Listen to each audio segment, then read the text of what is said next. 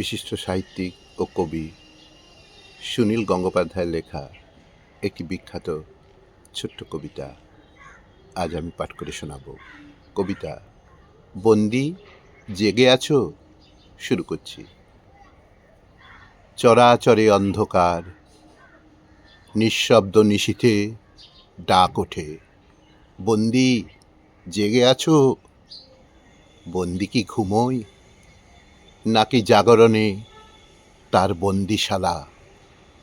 মাথার ভিতর জ্বালা, যাবজ্জীবন পল অনুপল পদক্ষেপে শিকলের শব্দ, তার নিঃসঙ্গতা অন্ধ কুঠুরির ভিতরে স্বপ্নের মতো রোদ এসে জানায় অস্তিত্ব।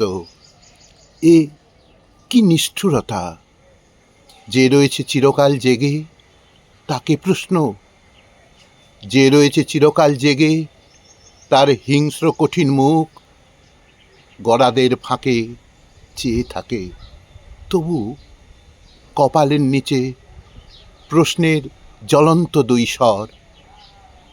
সমূহ প্রকৃতি থেকে যে রয়েছে দূরে, তার আঁধারে ঝলসানো চোখ প্রেমের নিভৃত সিঁড়িতে, পণ্যে পিপাসায় লোভে অত্যন্ত ঘুমন্ত সব মানুষের খেলাঘর।